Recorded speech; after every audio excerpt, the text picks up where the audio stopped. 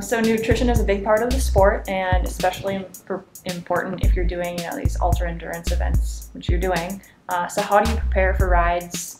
What do you do during the ride, and then how do you take care of your body and nutrition afterwards? Yeah, I think fueling is one of the #1 things that people mess up, and super important. If you don't put the right gas in the car, it's not going to go.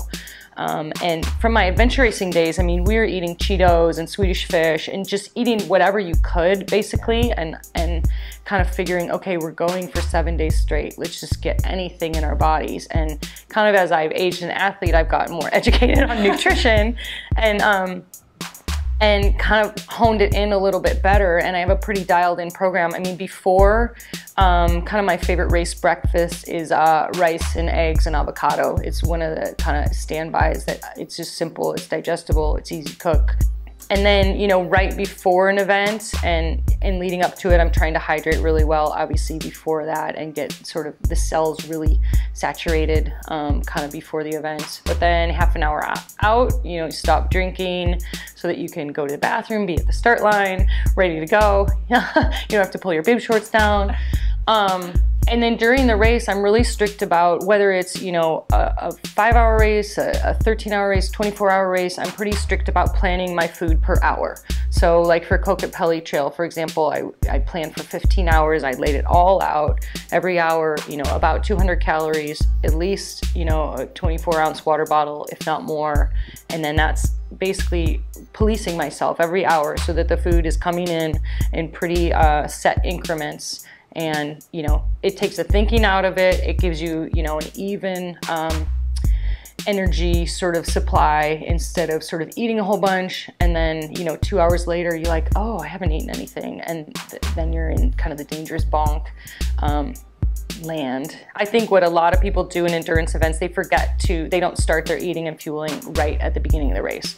There's excitement, Leadville, for example, there's tons of people, everybody's all amped up, and then, they'll go and 2 hours into the race realize they'll reach the first aid station and their water bottles are full. One, it's like you carried all that weight for nothing and it's not in your body. And so for me, I'll start fueling 15 minutes, into the race, and then it's pretty regimented every hour, and I have a system where I have like unopened food in my right pocket and then trash goes in my left pocket. So like I always know, okay, how much have I eaten? Have I eaten enough for this hour? And checking the water bottles.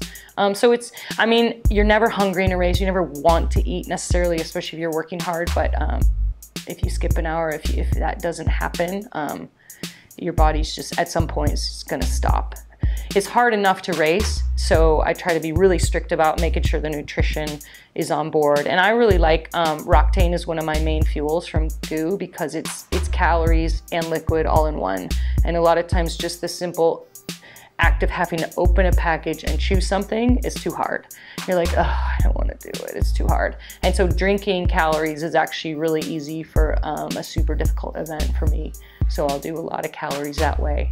Electrolytes are super important. At the very end of the race, Red Bull's always the go-to when nothing else will work and you're just running on fumes and, kind of need that last hour. And then afterwards, I always try to have a rule, before an adult beverage, I have my GU chocolate smoothie recovery drink. So that's the rule, and then you can celebrate. So yeah, recovery drink right away. And the reason I do all that stuff, it's I'm an older athlete. I race against athletes 20 years younger than me, and oftentimes I'm beating them not because physically on paper I'm any better. In fact, they probably have the edge, but I try to be smarter about things like nutrition and taking care of myself and resting. And those are the things where you can really extend and improve for a long time, well into years that you would think would be past your prime if you're just smarter than everybody else.